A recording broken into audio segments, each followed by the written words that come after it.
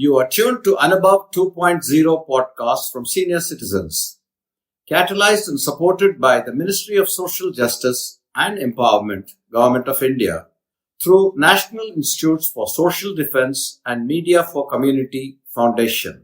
The project is conceived and designed by Dr. R. Sridhar and supported by Ashish Tiwari, Pooja Murada, Sai Sudha, and Kaushalya. கூடுங்கள் கேளுங்கள் நண்பர்களே, இளமையில் நாம் செய்ய நினைத்ததை முதுமையில் செய்ய இயலுமே என்று வாருங்கள் வாருங்கள் நண்பர்களே, கூடுங்கள் கேளுங்கள் நண்பர்களே. கோவைவானில் ஒன்றாய் கூடி சிந்திப்போம், கேட்போம், மகிழ்வோம், சிந்திப்போம், கேட்போம், மகிழ்வோம். Vanakkam listeners, today we are taking you into the heart of a retirement community in Coimbatore, where wisdom meets artistry. We have with us today Mr. K.S. Nair, whose passion for photography has not only stood the test of time, but continues to capture it frame by frame. From black and white film rolls to digital clicks, Mr. Nair has seen the evolution of photography. He has also travelled abroad quite extensively on his work, yet continued to follow his passion. I had the opportunity to see many of his shots, which are very unique and depicts his dedication in getting the right click. So join the Clik Talk as we explore the timeless power of photography through the eyes of a photographer. Thank you. Good evening, sir. Good evening, Bhuvna. My first question to you is, what sparked this photographic thing in you? My father used to take photographs quite a bit, and I remember the first time that I was probably old enough to realize that he's taking photographs and all that is when we went to the Mughal Gardens in Delhi. We used to live in Delhi. Oh, that's nice. And that's of course behind the Rashtrapati Bhavan, a lovely place with lots of flowers. And so he was taking some photographs, and then I asked him, can I take a photograph? So he indulged me, and I just clicked.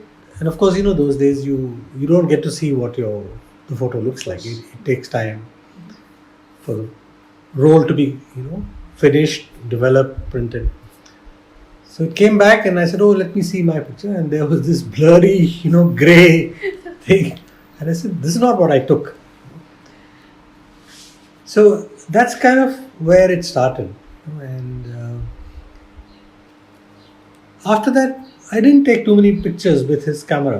Firstly, of course, it wasn't a very cheap, hobby. Yeah. You had to buy the film, and then you had to plan it. 36 pictures.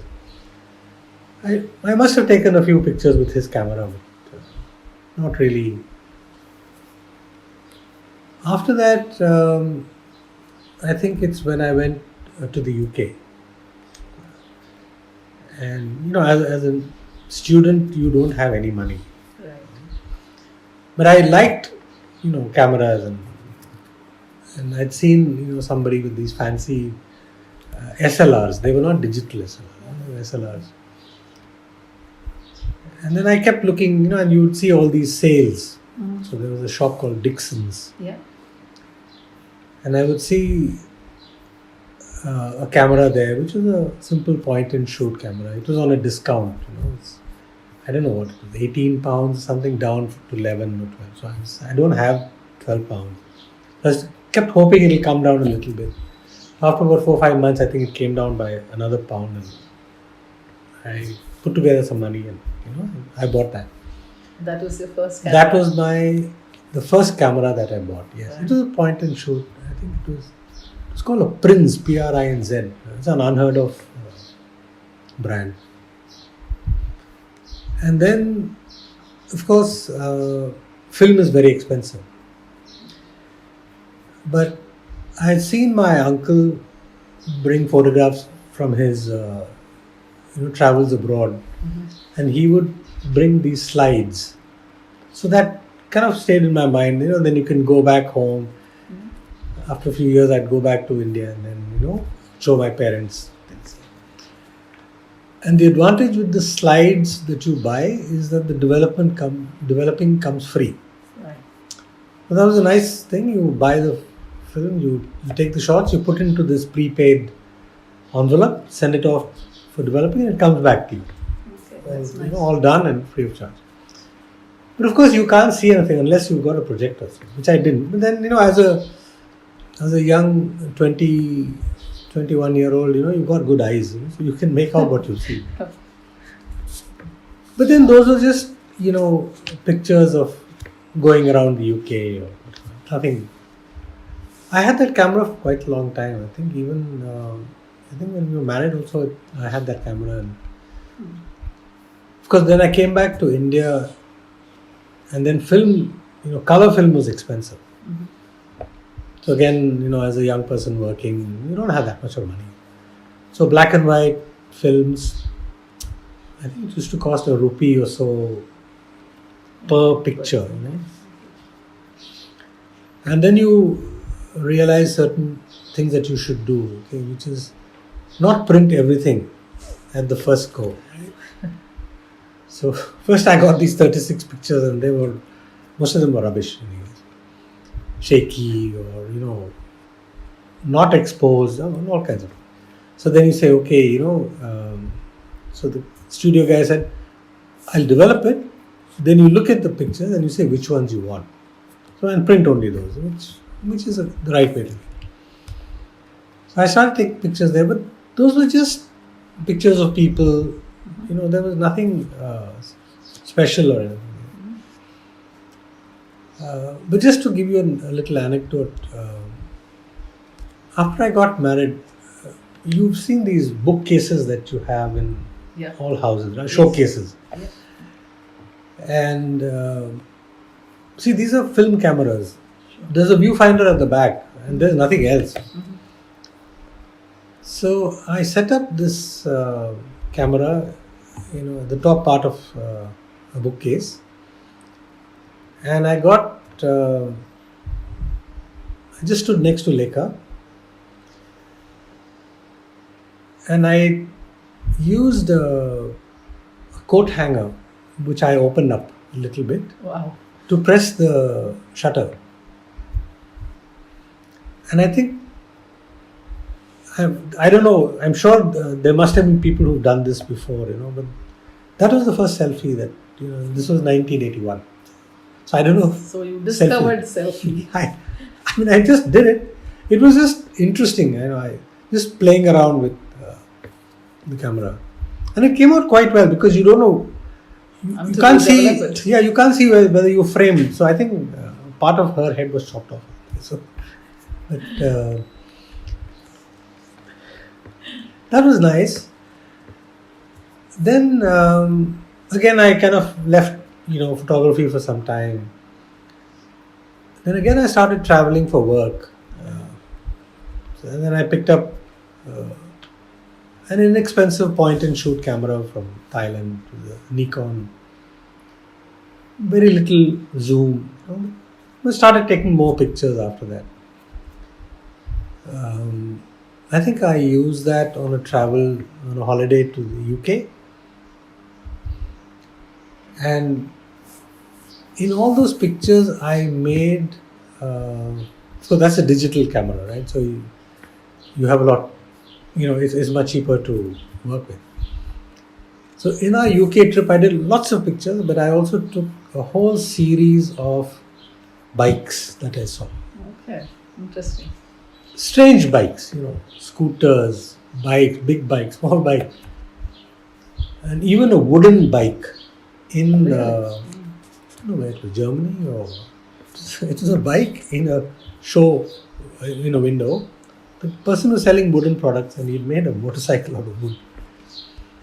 So different types of that was, and I was very interested in bikes. I used to have one, and Do you still have those pictures with you? Yes, I have. So luckily, with the digital medium and computers and things, you can now save. You could save it all onto your own disks. I have all those. Yeah. Then a few years later, maybe 2007 or so, I think I got my first digital SLR. Yeah, I've been wanting to buy one for years and years. So it was the cheapest Nikon which was available. It's a D40, and I didn't know, what all the mechanics of it were and which model to buy. It was just, it was on sale and I bought it. I think I bought it in Taiwan.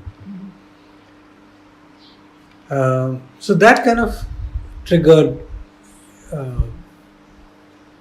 Your passion. the passion to take little more unique pictures. And I think around that time we shifted to Mysore. Okay. And we had this lovely rain tree.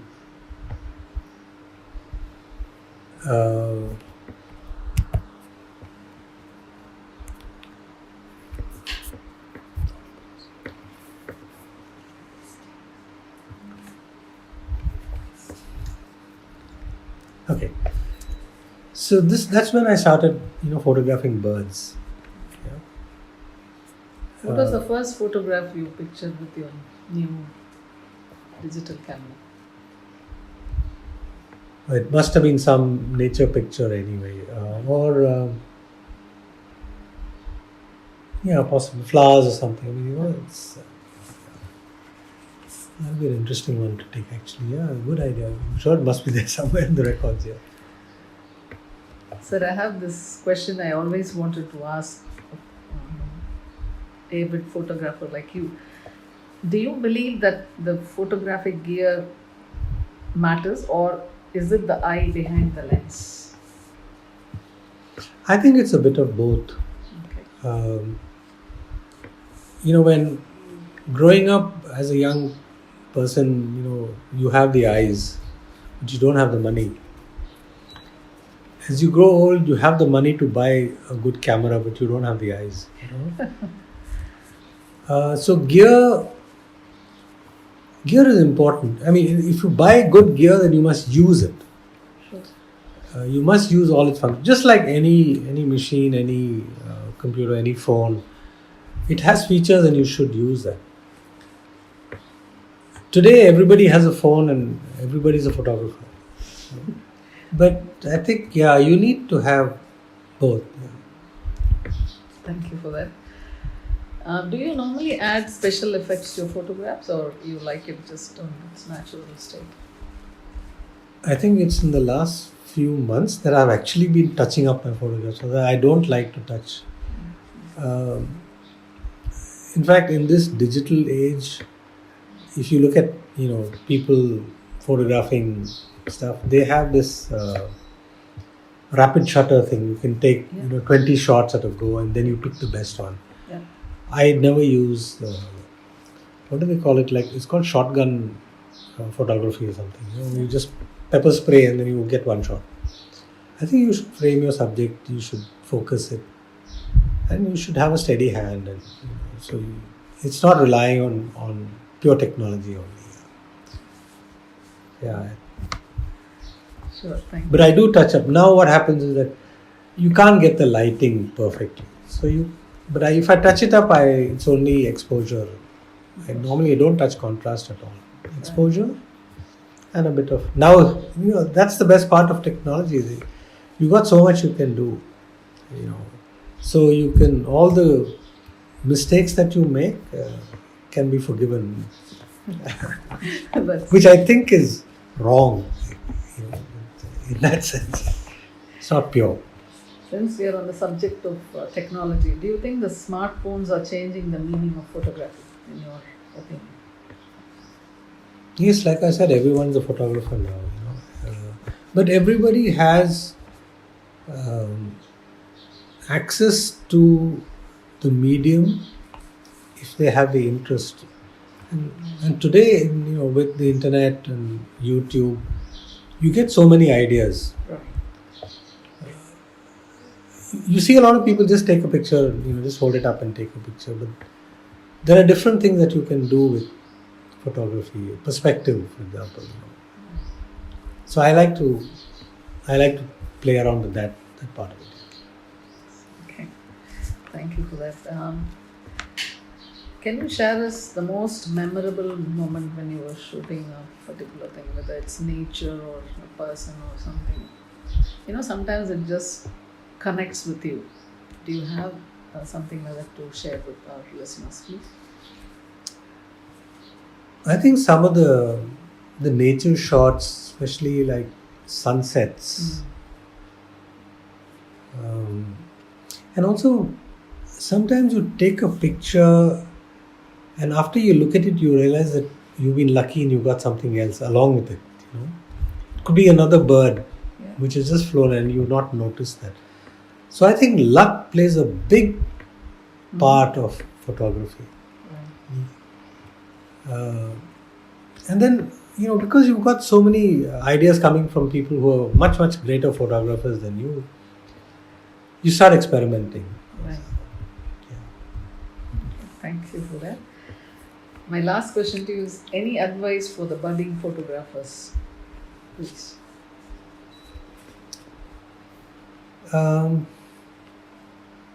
out and shoot pictures, but also read up. Look at what other people are doing. There is a good photography is all about the light.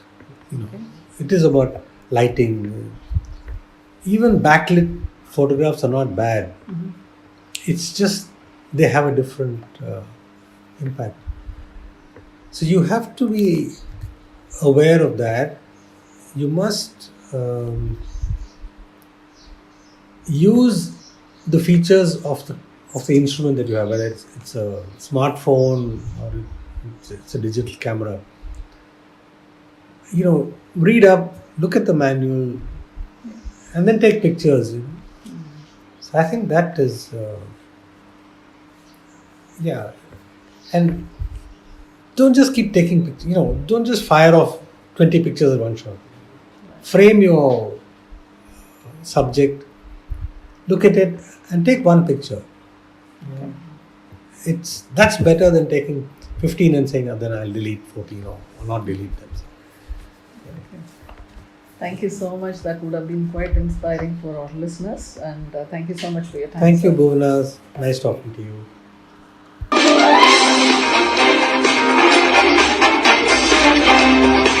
Thank you and stay tuned.